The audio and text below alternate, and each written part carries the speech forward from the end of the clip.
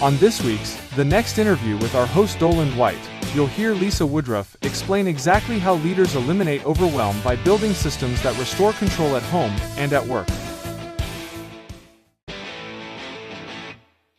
Before we bring you today's episode with our amazing guest, we wanted to remind you that you can't implement what you hear on the podcast without the capacity and capability to get out of the way of success. In other words, you can't be the bottleneck. Visit our website, dolandwhite.com, and download Are You the Bottleneck and take the assessment today. In as little as 30 minutes, you'll walk away with hidden insights on how to reach the velocity to scale your business. Welcome to the Next Interview Show podcast. I am Doland White, as Liam, the announcer, mentioned, coming through that front door, and I am the host of the podcast. And I say this with every episode, and this is an intentional podcast with the focus of empowering a million leaders. But I'm blessed because I get to have conversations with just some really cool people all the time. And today is by far no exception. Lisa Woodruff is on with me today, and we're gonna talk about stuff with the leaders. My first thing is just intuition tells me you men leaders buckle up, because we're going to be talking about life and organization and all kinds of things that impact all of us. So very first thing is, before I tell people who you are, is I know there's a million other places you could be today, Lisa, and other people you could be talking to. You're talking to me, and for my listeners, and to empower them and help them out. So I just want to tell you, thank you for taking the time to be here and hang out for the next 30 to 40 minutes, as I've warned. So, yeah. Thank you so much for the opportunity to meet your audience and be introduced. I'm really looking forward to the conversation. Cool. This will be fun. All right, leaders. So Lisa is a productivity expert. You guys all know this is the only time I ever actually read. The rest of the time it comes off the cuff. But she's a productivity expert, and she's a founder of Organize 365, which, as you can tell, is over the top of her right shoulder, for those of you watching the video version of the podcast. And she has her own podcast called Organize 365, which I would encourage you. We learn through podcasts. That's our current medium for all the stuff. Go pick up the podcast. It's pretty cool. And then she's built a following by helping busy professionals, especially women, create functional systems at home and work that actually sticks. Well, I want to really get into that. And there's a book, which is also here in my hand. It's right over her right shoulder as well, but in my hand, that I've skimmed it, and now I'm reading it, which I'm having a blast reading the book. It's called Escaping Quicksand, 10 Steps to Overcome the Overwhelm of Modern Home Life. And I'm excited to have this conversation and just kind of get into stuff. I love the fact that you really focus in on leadership in the home, leadership as the woman in the home, and what that means from a personal system, not a company system. And now this is all part of it. Leaders, I'm talking too much. Lisa, do you want to take a minute, just introduce yourself, tell a little bit about your journey, kind of where you came from, what prompted you to write this book? Okay. So thank you so much for having me. My name is Lisa Woodruff. I'm from Cincinnati, Ohio, 54 years old. Yay, I was born in Cincinnati. Been there. I was born in the Akron, Cleveland area. As a child, I grew up in a very entrepreneurial home. My mom started a company when I was in second grade, sold it when I was in eighth grade, ran it out of our basement. My dad was in sales, so he was always doing sales. So I didn't have a very typical upbringing, was a little bit in the country, not a lot of kids. So I entertained myself, started my entrepreneurial career by getting a lot of babysitting clients when I was in grade school and high school, made full-time income from that, by the way. Went to college, got my degree in teaching. And then got my MRS degree because I wanted to become a missus so I could be a stay-at-home mom, which I was for a decade, which I loved, and did a lot of direct sales businesses. So I was busy running the household, being the parent, earning a little extra income on the side. That's where we earn the income to adopt our children and go on vacations and things like that. And then life started getting a little harder around 35. My parents got divorced and my dad ended up getting sick. Passed away. My sister and I settled that estate. The kids' needs were a little bit more than we could manage. The world went through an economic downturn, as it always does. And, it just got harder and harder. So as I was getting ready to turn 40, I realized that I wasn't making enough income now. Now we needed my income. I wasn't making enough. I wasn't available enough to the kids. So I quit teaching and I came home and I started the company Organize 365. No idea how I would monetize it. I just knew it'd be a good SEO keyword. In 2012, joined another direct sales company and got started. And a couple months into that direct sales company, there were 25 people in a room at a home party, which, think Mary Kay, Tupperware, whatever. Yeah, you don't have 25 people in a room. So I said to my friend, I didn't know any of these people. I said, who are these people and why are they here? And she said, well, Lisa, everyone wants to know what a professional organizer has to say. I was like, oh, I'm a professional organizer. So I started doing in-home organizing in Cincinnati, started a service business. Then it became a podcast when I realized that my people were getting organized because I had taught them how to get organized. Well, I'm a teacher, so I'll teach it. I'll teach it through a podcast. Sure. Taught that for a couple of years. And then I realized that we were really missing school supplies at home. Like every single household manager has cobbled together their own system for running their household from scratch. Right. And if you're not good at creating systems, then your system isn't very good and you always feel like you're behind the eight ball. And there's no place to go buy that system. Like if you're an entrepreneur and start a business, there are a gajillion coaches and systems you can buy. Nothing for a household manager. So I patented manufactured products that we need, school supplies for homeowners. And it just keeps growing and growing. Just got a PhD so I could do actual research on how our executive function works at home. So I just keep iterating on this household manager. And over time, you asked about the book. Over time, I realized that I went from being a doer in the household to leading my household, to elevating my household to the economic position that it has, and really taking the CEO mantle of running that household as an economic entity, and then bringing to bear my entrepreneurial understanding into the home. I love that. And thank you for that. That's a really rich introduction. And by the way, that entrepreneurial spirit when you're doing direct sales and I have a rule. And I think I don't care who you are, everybody in their life should do sales at some point. Every single human being should go try to do sales. It is such a rich experience, and you get used to no. You find that no doesn't mean anything. So it's a great experience. So so leaders, one of the things I want to head into this and to give you kind of the root of why I was excited to invite Lisa to the conversation today. And it was, you've heard me talk about in the podcast the fact that there is no such thing as work-life balance. There is only life. And one of the important aspects of life is all of the domains that we live and breathe and do the things in. Like there's 8 or 9 or 10. It depends when you're talking. There's a bunch of different domains. But your home is where we go, right? Every day we get to go to work, whether we're doing this over Zoom or whatever, or those who still in brick and mortar, you get to go home. And so what happens inside of the body of that house with your partner, men and women, this is a reciprocal agreement between two people, or men and men, or whatever we won't get into the politicisms of all of that stuff. Whatever is happening in your home, that's really important. I love your comment, and we teased out a question kind of before we hit go and to start talk, which is when you stop doing, and when you start leading, and it kind of makes me the tease to that question. I think really is the very first thing is, I think there's still that kind of school of thought that in the home it's about do, right? It happens in business too. In business with a leader, businesses have a tendency I do a lot. I know I'm busy, therefore I do a lot, right? How do you help people kind of reframe that shift in thinking from the do to the lead? Yeah, I think we don't at home. Like when I think of leading in my business and we get really overwhelmed, my team gets overwhelmed, a couple projects go bad. Yeah. As a leader, I'll go, okay, I'll make them push through a little bit to see if we can get over that hump. And then when it's obvious that we can't get over that hump, that we're overloaded, I'll, take a long drive and I'll think about it over the weekend. Like, okay, well, Lisa, you can't muscle through this. You don't have what we need to do this. So we need to reduce the expectations, cut the project, do whatever. And I'll come in on Monday and say, okay, I've reoriented what we're going to do.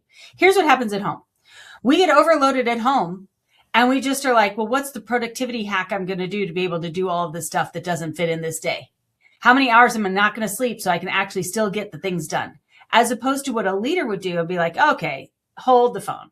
I'm going to go for a long walk. or I'm going to sit down and I'm going to list every single thing that's on my mind that needs to be done. And then I'm going to objectively look at that list and I'm going to say, okay, that's lovely that I think all that's going to get done. Clearly it's not. So what needs to be prioritized? That's what a leader does. A leader figures out what the bottleneck is, removes the bottleneck, or sees where the overwork is and eliminates. And, you may have to call someone. Sorry, we can't do this. We got to cancel this thing. I can't lead this thing anymore. You run out of capacity. At home, we pretend like we can manufacture more. We can't. Yeah, I love that, because there is that when I talk to leaders and folks I work, this is your podcast, not about me, but when I work with executives and do the things I do, I always talk about 3 domains in business. And I keep things really simple, partly because I'm old.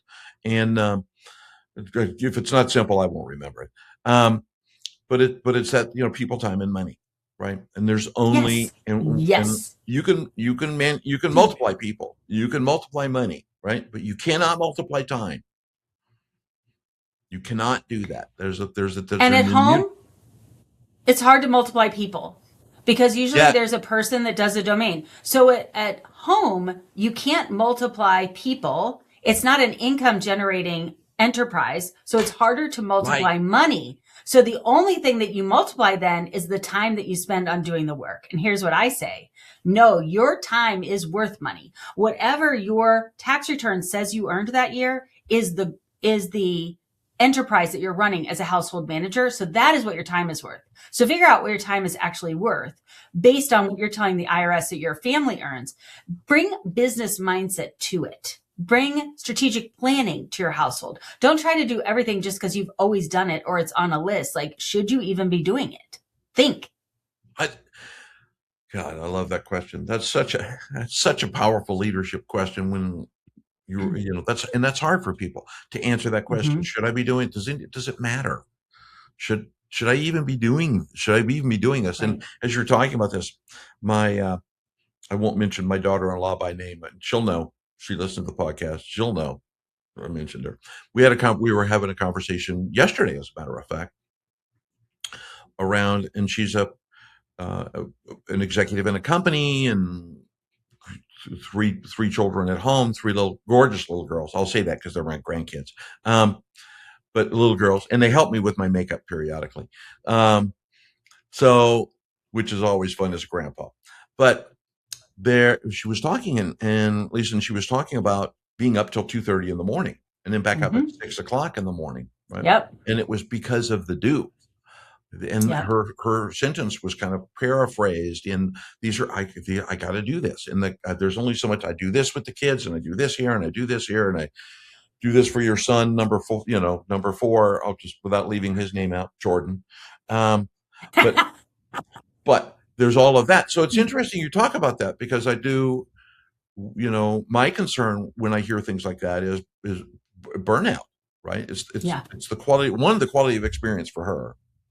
Mm-hmm. And the other part then is the quality of experience for everybody else around her, right? And cooking herself in the process. So when that's why I think the book, I'm buying a copy of book for all the girls that have married my sons, and so they're going to get a book. So I'm curious about, in that scenario, how do you, because this also applies to leaders in work, right? There's a lot of do, but how do you help people how do they strike that balance, right? So there is the conversation around doing for the sake of doing and then shifting to leading, but then there's a path to that process, and it's well covered in the book, but just as a teaser here, I think maybe. So how do you instill that to start saying, hey, think about these things? How old is her youngest daughter? 6 months. Today. Okay. Oh my God, 6 months. Okay. First of all, so what I always say is, if you have until your youngest child is 5, when you have extra time at home, you are to take a nap.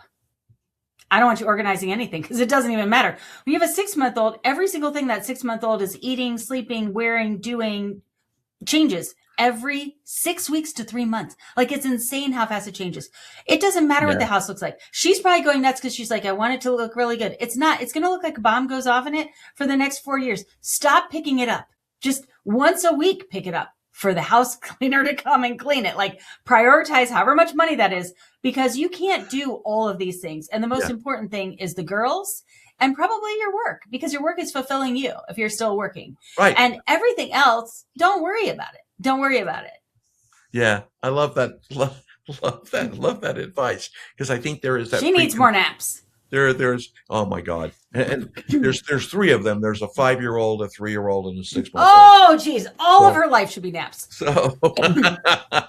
So naps come in handy. So when you which I really, really love that thought. But I think there's a couple of things that I pulled out of the book that I want to talk, which is, and one of them I've got a note here on the side of my screen. So people, which was a question I was thinking about. So people are really smart. We're really smart people, right? There's things we learn and we go do stuff in the world, but we come home and then we stay stuck. We're still stuck in that. Why do we stay stuck? What's the stuck? Yeah. So I think, having been in hundreds of homes in Cincinnati and babysat in all these homes growing up, and when I was a teacher, I went and I did home visits in the poorer parts of Cincinnati. So I've seen a lot of different homes, and most people don't have that many homes that they've seen. Think about how many homes you've seen. You've seen your parents' homes, your grandparents' homes, maybe a couple of aunts, your home, maybe your in-laws' home, couple of friends. That's about it. So you're maybe 10 to 20 homes you've been in your entire life. And you've only been in a lot of those in social settings. So you don't know how they function on the weekends or any of that. So you don't have a good understanding of how homes function. You think they function how they do on sitcoms, or they look like they do on Instagram. I think every single person who puts a picture on Instagram must mandatorily turn 180 degrees and post another picture of like whatever's behind that picture.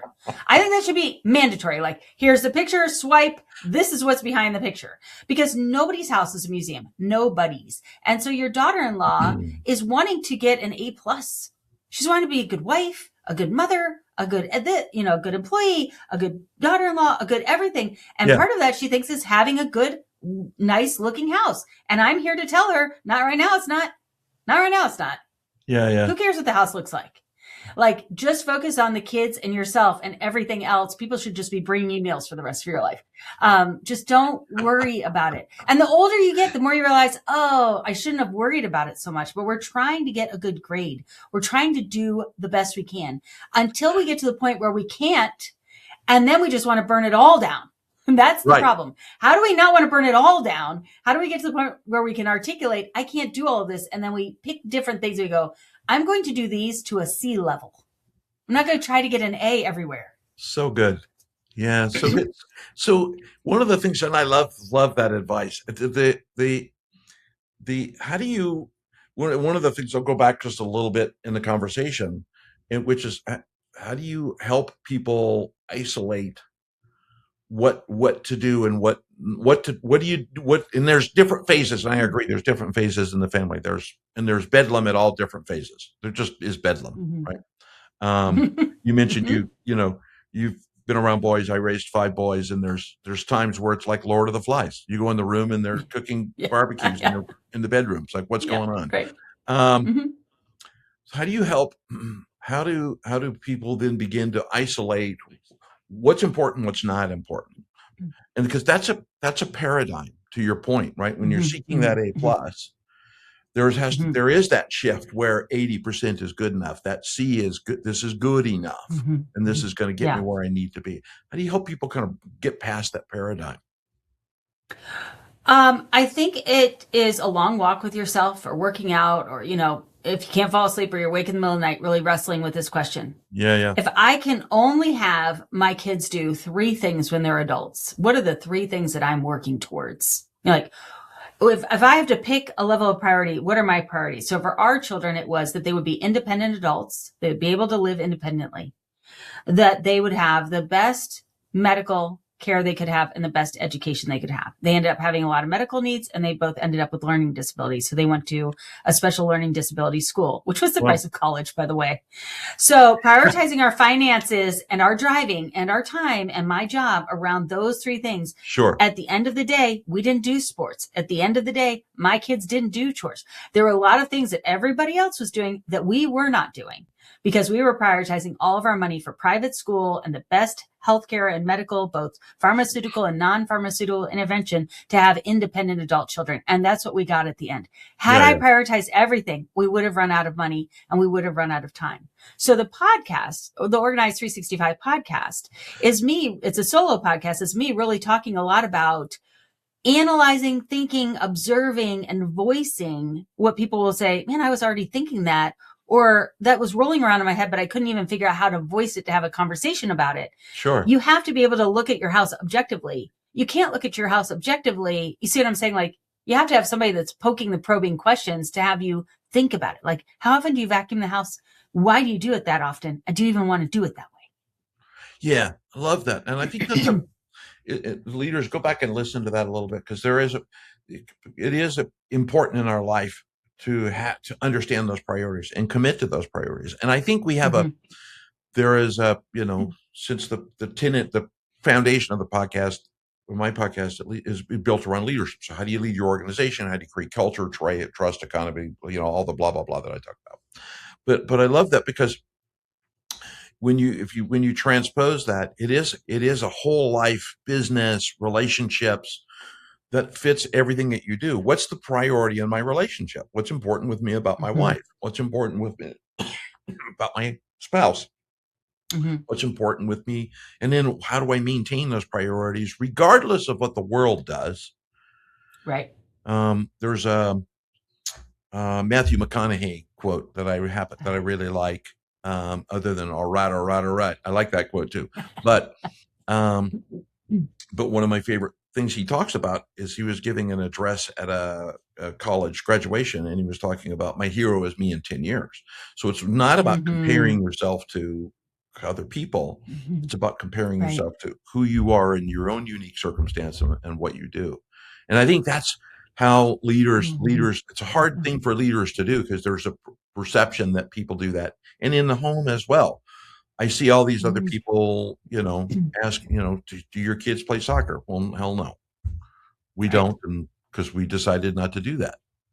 Yeah. So when you're kind of in that, and it's fun. It's by the way, hats off. Having now kids that are all out of the house. They all owe me money, by the way, still, but they're all out of the house. And that is the goal of I love your comment, though, as a parent, is to raise capable people who can live independently and have a good life and contribute to society. And so good job on that. Thanks. That's a wonderful thing. That's a hug moment, politically correct or not. That's a hug moment. So question, when you as people are doing this, I would imagine there's when we're breaking paradigms, right? Kind of the way we think and the way we do, there's terror barriers, right? And when we hit those barriers, we tend to go backwards and revert back to old behavior and revert back to, this was great. And I heard what Lisa told me, and I should be thinking differently, but I'm not going to do it. How do you help people, through the systems and processes, take that step? There was this, and it's kind of a tease. There was a thing I saw, something called the Sunday basket system, and how do you organize your week, and how do you do? There was little things I've, get the book, people. But I'm kind of really curious about that, and I love your kind of lean in on, because leadership also is about systems. Good leaders have and discipline. So I'm kind of curious about that. So I think for a long time, I thought that when I was old enough to have my own household, I'd get to make my own rules and I'd get to spend my time the way I wanted to. And what I found out was that there's a lot of work of running a household. Yeah. So for a long period of time, I tried to optimize that work and get it done as quickly as possible, and so that I could get it all done. And then you get to the point where you can't even get it all done, no matter how efficient you are. You run out of energy, you run out of time, you run out of whatever. And I realized along the way that you just can't do it all. And once you realize that you just can't do it all, you have to look at the work differently.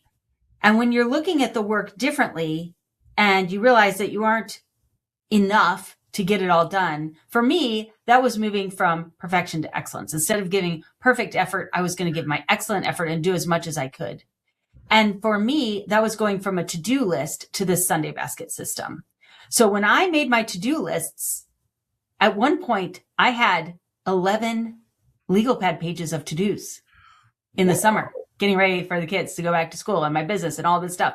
And when I came home, I got all those done because I'd organized them on the trip to the beach. But then in the fall, they came back for the holidays and whatever. And the amount that we do as women in the household is too much. So we need to do two things. One, we need to reduce how much we do, reduce the expectations on ourselves. And the second one is not everything has to be done right away. But until you have a system that will hold the ideas and the actionable to-dos safely until you need them, your cognition is holding them, which means you can't use your brain for anything else. So that's what the Sunday basket is. It's where I put all of my actionable to-dos, everything that I think of that I need to during the week. And then I have a weekly planning time. Now here's what stinks. It takes 90 minutes to 3 hours to do that weekly planning time on Sunday. And that's work. And so people are like, I don't want to do work, so I'm not going to do Lisa's organized 365 system. That's fine. You're doing like 5 to 10 hours. You're taking the same exact tasks. You're doing them over 5 to 10 hours during the week. You're not getting them all done and you have really high stress. So that's fine. Don't have a Sunday basket. Don't do them for 90 minutes to 3 hours on Sunday and sprinkle them throughout. If you want to get on top of it, like what would you do in work? You're going to plan do you not plan for the week on Sunday in work? I mean, you know how those weeks go. Not well. Like when you plan in work, you get a lot more done. Right. Why wouldn't you do that in your life? Right. But we don't have a system for that. So this is the system. That is so cool. I chuckled because as you were talking about that, because I was just thinking of all the people that I know who don't do that, right? And which is come into the week with that plan. And I love that concept because leaders, again, addressing those listening to the podcast, let's rewind what Lisa was just talking about there. Go back. There's a little button on your phone. Hit that button. Go back hit it like 3 times to go back like to 2 minutes, right? And come forward. Play it at 1x. Don't play it at 1.25, please. But listen to it. Can I add to that? Yeah, would love. Okay. Please do. So one thing I want to add to that, like when I plan as leader in my business, I think about all the meetings I'm going to have. I think about the admin I need to do. I think about the projects I'm going to do. I think about all those things. Okay. That the Sunday basket adds that level to your household planning. You have a planner or a calendar system. This is not that. This uses that. This color codes and gives the actionable parts of your household color too. So there's a color for you. There's a color for your family. There's a color for your finances. There's a color for your actual physical house and what you do in your house. So it gives you like departments and structures that you think through in order to make sure that you don't get those gotcha moments during the week, that if you had done the planning, you would have known like, oh yeah, I'm going to need to do that on Wednesday, and you'll know on Sunday instead of Wednesday at 5 p.m. Yeah. I love that. It just personal note. So when in my calendar, I use Google calendars, but I use colors to an extreme. And Me too. Like 7 of them, right? But the ones that are my personal colors that have to do with family, they're immutable. They stand out. I see them on the calendar and I know that's immutable. And if I need to move it, I have to go talk to the CEO downstairs and ask her if I can move it. That's my general rule. That's why I got to 40 years of marriage. It was just basically ask for permission. And she's Irish, Italian, and Catholic, and therefore, I'm Irish too. it's just good. Men live in fear if that's the case. You'll see me jotting stuff down as you're going, right? I believe you got to skewer stuff at the end of the pin or your ideas slip away. So I love one of the things that you said that I want to go back to, Lisa, was just so important, is you said the difference moving from perfection to excellence. Mm-hmm. Yeah. And can you, just for a moment, just explain the difference between the two? What do you mean by perfection to excellence? If you'll excuse my for me, in the middle. Sorry. Oh, that's okay. For me, perfection was, I am doing this for the approval of someone else, or to show people that I'm worthy for what I'm doing, or so that I could say that I've done a good job. I'm judging myself. I'm accepting the judgment of others. And when I was trying to be perfect, I was also looking at what everybody else was doing and judging whether they were like, compared to me, I'm better than them. I'm worse than them. Oh, look, I'm ahead of Susie, but I'm behind Jane. And, like, I'm just constantly jockeying for position. In my 40s, when I realized that this is futile, there is no perfect. There's always going to be someone doing it better than you. You're never going to have done it correctly. When I moved to excellence, I realized that I bring my excellent effort to bear in every situation, my time, my talent, my resources, and I do the best I can with what I have in the moment, but I'm never going to be perfect. And the shift was from judging myself to giving myself grace. And what happened is I gave everyone around me grace. My husband said this to me the other day. He said, you used to really be judgmental and you don't judge anyone anymore. And I said to him, I don't even judge myself. He goes, do that. This is how I did it. This is how I did it. I'm now rubber and you're glue. Whatever you say bounces off me back to you. I just don't even accept judgment anymore because I know that, great, you could find fault in every single thing I do. This podcast interview, everything. I'm never going to be perfect, but I'm tired living in fear and reworking everything to make it be perfect when I could just move on and do what I'm uniquely gifted and created to do instead. Yeah. God, that's so cool. That is so important. And I think that's in, not only in the home, but as individuals, I think we in business, we seek perfection. In home, we seek perfection, which I love the way you talk about that, Lisa, because perfection is built around other people's opinions. Right? It's their view of perfection, right? If there's some worldview out there where perfection exists, and it's I love when I introduce myself sometimes about being extremely proud to be imperfect. I'm imperfect, but I'll do the best I can. So, I love that. The other thing that I kind of wanted to just spend a couple of minutes talking about is in today's economy, there's a duality in income in homes, whether and both of them are working, right? The husband's working, the wife is working, and there's the kind of that duality. There's still a level of expectation about roles, right? Not to sound traditionalist, but I believe culturally there's still that, there's the hunter-gatherer role, and then there's the nurturer, housekeeper, homebody role, and we have those two things, right? I read you the quote in the book. I don't know if I could find it back again, but and it was the unequivocal truth that women do more housework than men, which I will concur with 100%. I read that to my daughter-in-law downstairs before we started going, and she said, "Oh yeah," she said, "Send that book to your son if you could. That'd be great." That was her advice. I don't need it. Send it to Jordan. Sorry, son, to call you out on the podcast. But so how do you, you've talked a lot about some very important things like planning. Because there is that planning for the business, but planning for the home, and then how we think about it, and what we do and what we don't do, and then how we prioritize what those actions are to kind of get over it. How do we help strike balance? Because there is what we're talking about from the role of the woman leading the home, and I love this conversation, so that there is that balance between, because I wouldn't be the person I am without my wife in my life. I'll say that. Till the cows come home. Even though I live in Los Angeles, there are no cows, but someday there might be.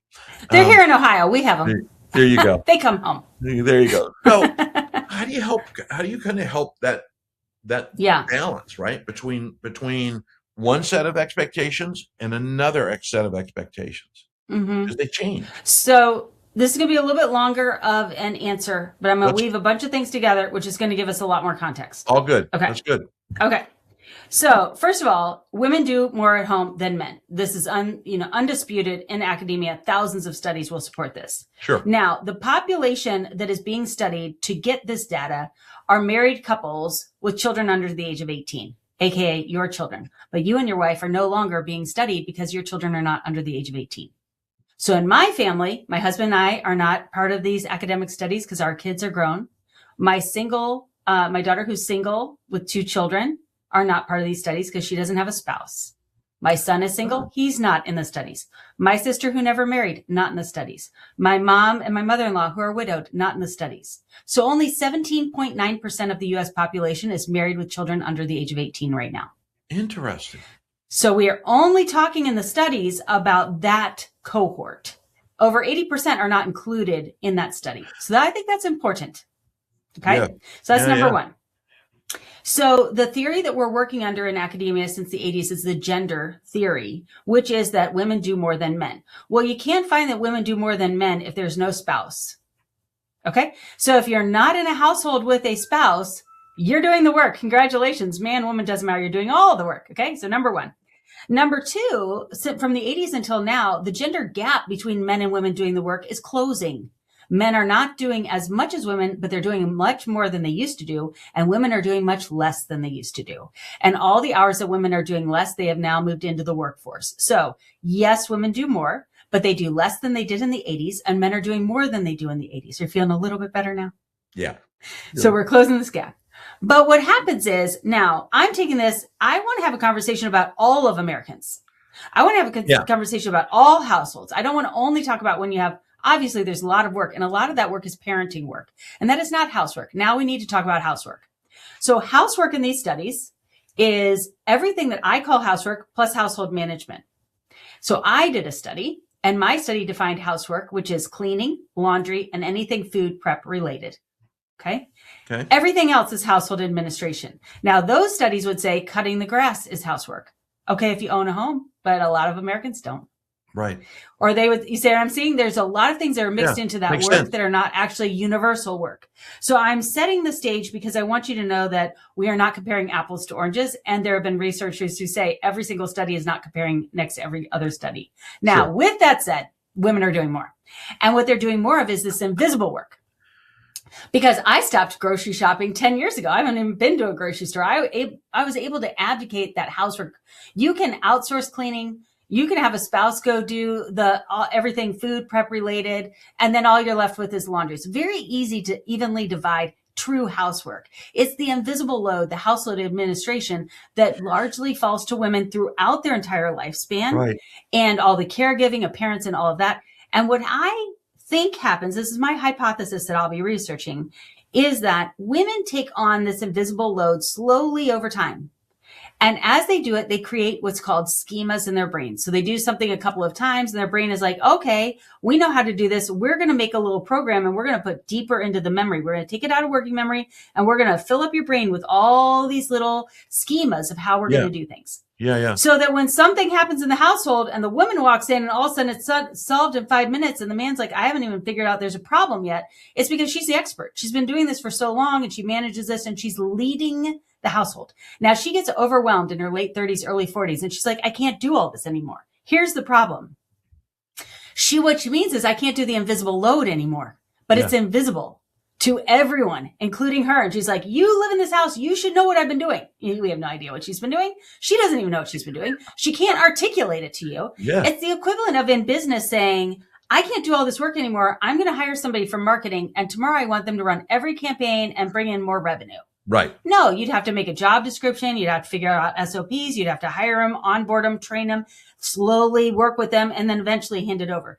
That's what we as women have to do. But by the time we realize that we need that help, we're underwater and we don't have time to explain it to you. So I think what's happening in midlife is women are going, forget it. Literally, when a woman gets divorced, she saves 5 hours of housework per week. And that's what a lot of women are doing. Forget it. I won't train them. I won't articulate it. I'll just opt out. Wow. And that bothers me. That's what I want to solve. Stop getting divorced. Let's figure out how to support the female CEO in her leadership role. Give her those systems and the tools in order to do the invisible load because she doesn't mind doing it. Right. So there's just too much for her to do. How can we support her so she can do it and get into her 50s and 60s when it's going to naturally lighten a little bit? That is. And thank you for that explanation, right? And for the long explanation. No. But for the detail and thinking behind it, having been a CEO and COO, I'm very accustomed to really peeling back the covers on the numbers, and why things mean what they mean, and validating. It's like, if you're telling me this as a result, help me understand where you got that information. So I love you're talking about 17.9% of the because we are outliers. I'm an outlier, clearly an outlier. No, actually, that's the outlier. It's the 80% that are the norm. Yeah, that's true. That's just saying. It's a good idea. Pareto was right. Anyway, so from that perspective, but I think that's critically important because in order to do that in leaders, one of the things we must have, I say this at the end of every podcast, so I'm going to say it now rather than say it later at the end of the podcast. We can't do things alone. Mm-hmm. There's incredible power in strong relationships, mm-hmm. and incredible power in having a valid, solid, powerful marriage, right? Mm-hmm. Agreed. I love your comment, not to preach marriage. I've also never said this on a podcast. I'm also a minister, and I've done 15 marriages and 2 funerals and all kinds of stuff. But from that perspective, the strength, there's a duality in that strength that occurs not only for that person to go lead better inside of an organization, because when you're a leader of a business, you're changing lives.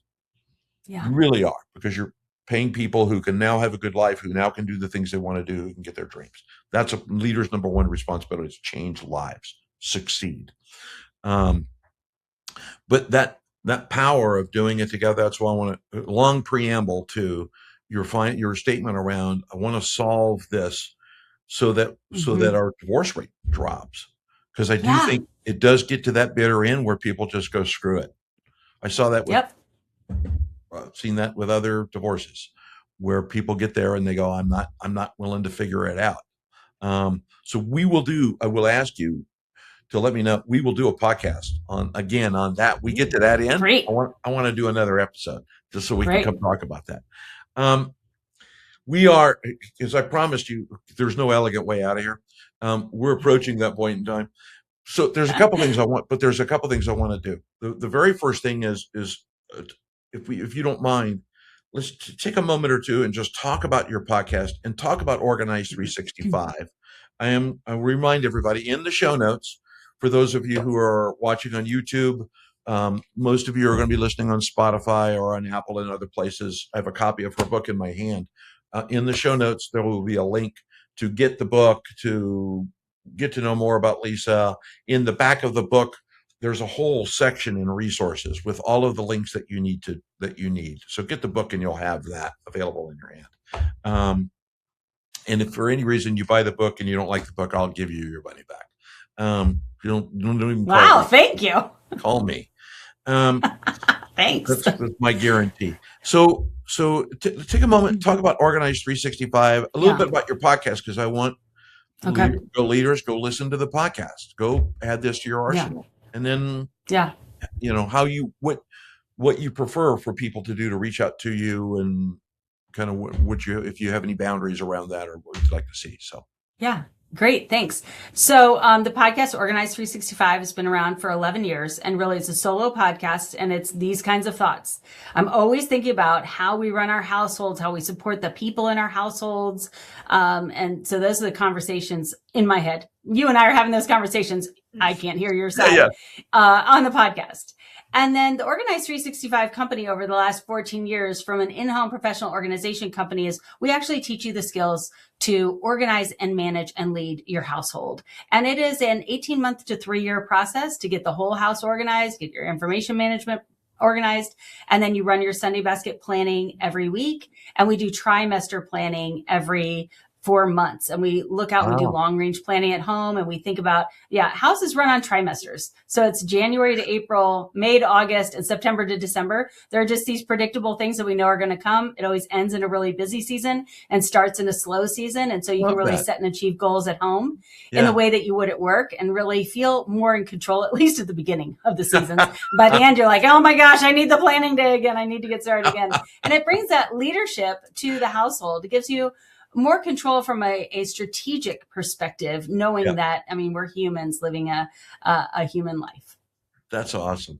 That's fantastic. So leaders, I will include that link, and go do that, and go refer into that. Make sure you check the show notes for that. And I love that the concept of trimesters makes so much more sense. The old school Doland, right? Who's the CEO. I live quarterly, 90 day chunks, right? And then day 91 is, what have you done for me lately? Okay, now let's go on from there. So thank you for that. So I will encourage listeners do go check that out, and please do go check out the podcast. Hats off, by the way. This is I'm coming up to, I've got in the can, almost episode 100 in the can. Nice. This started off as a hobby, and I've had so much fun talking to brilliant people. This has been really a lot of fun for me. So thank you for doing this today. Thank you. Yeah. So listeners, a couple of things. The way the podcast ends, every time we end the podcast, is I only have two things I ask of you: is give the podcast a know, like, share, or follow.